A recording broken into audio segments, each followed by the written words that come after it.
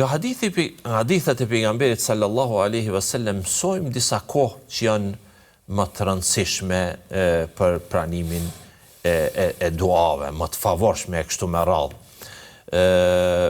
Një prej kohave do thotë kemi të lavdueshme është edhe kur je në sejdë. Kur je në sejdë është vendi dhe pozita më afër Allahut subhanahu wa taala.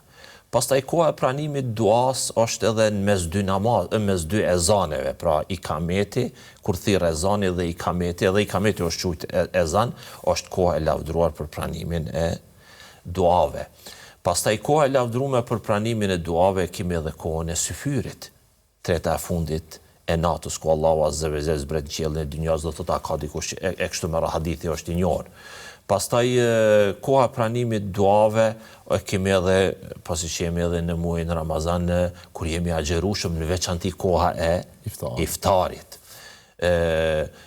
Po ashtu edhe mos të harrojmë se koha e pranimit duave është koha e veçantë, një moment, një orë e veçantë është edhe pas namazit të iqindis, ditën e xuma, ditën e premte, në veçanti kohën edhe momenti para perëndimit diellit, edhe kjo është kohë e rëndësishme. Janë edhe disa kohëna tjera për pranimin e duave, por nga kjo ne duhet të veçojmë apo themi edhe diçka.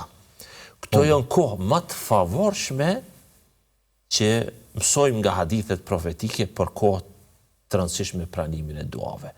Por Allahu azza wa jalla është çdo herë fe inni qarib, çdo herë. Po, kështu që çdo herë i gatshëm, vetëm se ti o robi Allahut, a je i gatshëm me trokit nderën rahmetin e Allahut subhanahu wa taala. Jo me informu Allahut por hallë dhe tjetër, por zemrën mi adërzu Allahut